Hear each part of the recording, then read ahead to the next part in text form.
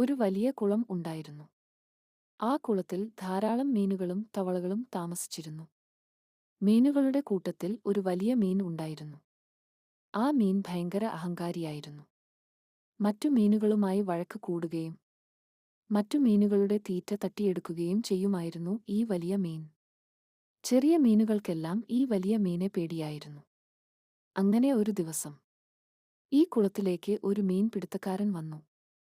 മീൻപിടുത്തക്കാരൻ തന്റെ ചൂണ്ടയിൽ മീനു വേണ്ടിയുള്ള തീറ്റ വെച്ചിട്ട് മീനെ പിടിക്കാനായി കുളത്തിലേക്ക് ഇട്ടു. തീറ്റ കണ്ടതും കുളത്തിലെ മീനുകൾക്കെല്ലാം സന്തോഷമായി. മീനുകളെല്ലാം തീറ്റ തിന്നാനായി ഓടി എത്തിയപ്പോഴേക്കും വലിയ മീൻ അവരെ പേടിപ്പിച്ച് ഓടിച്ചുവിട്ടു.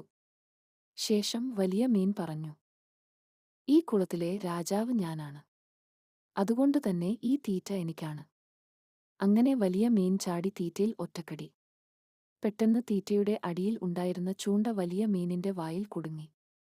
വലിയ മീൻ രക്ഷപ്പെടാൻ കുറെ ശ്രമിച്ചു. പക്ഷേ നടന്നില്ല. പെട്ടെന്ന് ചൂണ്ടക്കാരൻ തന്റെ ചൂണ്ട പൊക്കിയെടുത്തു. അങ്ങനെ വലിയ മീൻ ചൂണ്ടക്കാരന്റെ ചൂണ്ടയിൽ കുടുങ്ങി. വലിയ മീൻ കിട്ടിയ സന്തോഷത്തിൽ ചൂണ്ടക്കാരൻ പോയി. ശേഷം കുളത്തിലെ മീനുകളെല്ലാം സമാധാനത്തോടെയും സന്തോഷത്തോടെയും ജീവിച്ചു. ഈ കഥയിലൂടെ നാം എന്ത് മനസ്സിലാക്കണം കൂട്ടുകാരെ? അത്യാഗ്രഹം ആപത്താണ്. എല്ലാ കൂട്ടുകാരും നമ്മുടെ ചാനൽ സബ്സ്ക്രൈബ് ചെയ്യണേ.